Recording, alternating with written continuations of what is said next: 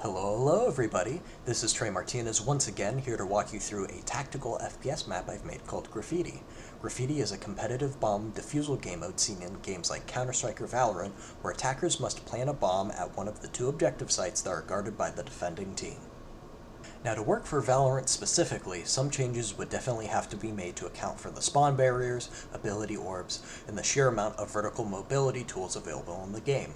So for this, think more grounded movement and gunplay when imagining game scenarios. Just to give a little background to what exactly I'm showing y'all, all the layout and blockout work has been designed and executed entirely by me. This is also working under the presumption that a map idea has already been pitched to leadership, and I've been collaborating with artists to discuss theming and to show daily progress. The only thing missing are functional spawns and objectives, which would be part of a holistic game project. This entire process took me about 50 hours, and the result is what I would be bringing to an early group playtest to begin further iteration. Now, to go over the theme of Graffiti, it is an urban part of town that has long since gone to seed.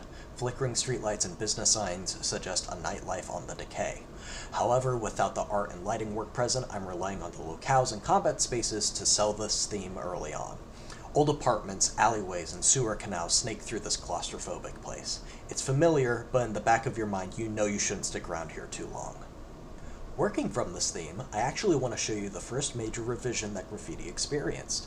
See, the original concept had a very long sloping street that bisected the middle, with a bridge for the defenders to overlook it. This was supposed to be the quote-unquote main street, and would be a hotly contested aspect of the level.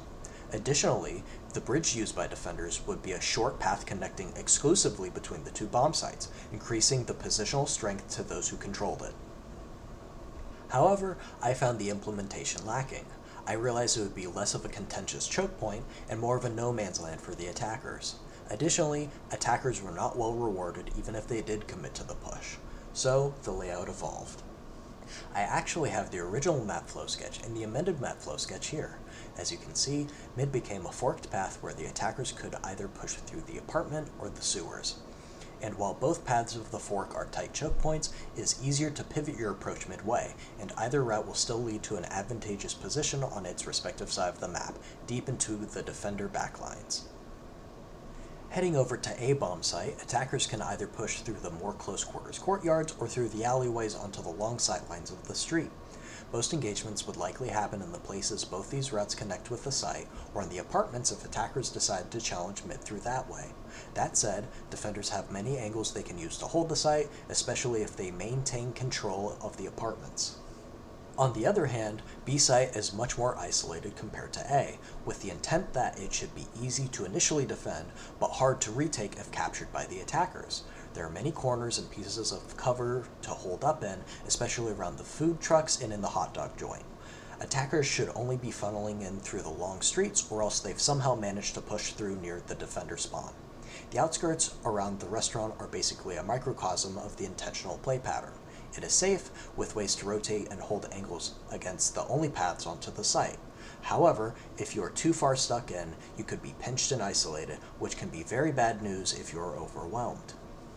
With this more feast or famine gameplay, I expect B-Site to go through the most revisions after testing, and much care would go into monitoring the strategic choices teams make when approaching each site. Overall, I'm happy with how Graffiti came out, and I hope you all enjoyed my breakdown of the map and some of the design processes along the way. Thank you all very much for watching. This has been Trey Martinez, and I'll catch you all next time.